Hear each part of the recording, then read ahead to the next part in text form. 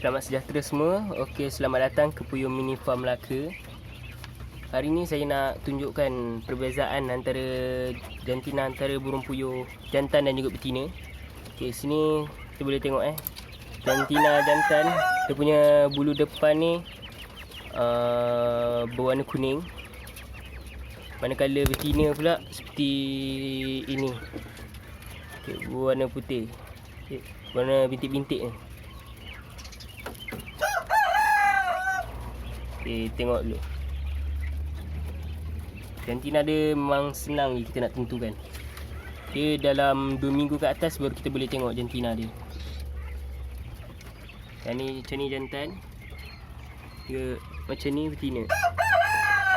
Okey.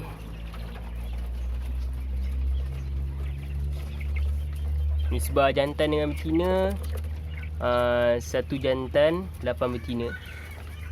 Ni usia dia 5 minggu. Kita dapat tengok saiz dia pun dah besar. Dah sedia untuk bertelur punya. Sini kita ada reban untuk telur. Reban tak besar mana. Kira-kira ada 30 ekor dalam satu reban.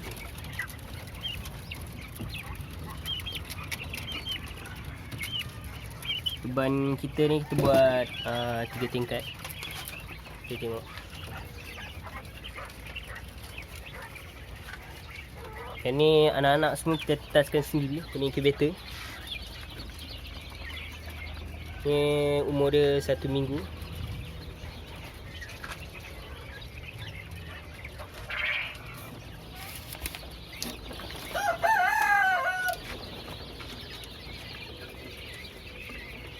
Dia makan. Okey, baik.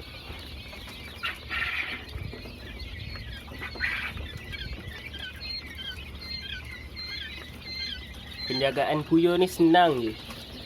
Nanti saya akan tunjukkan penjagaan dia pada next video. Okey, terima kasih.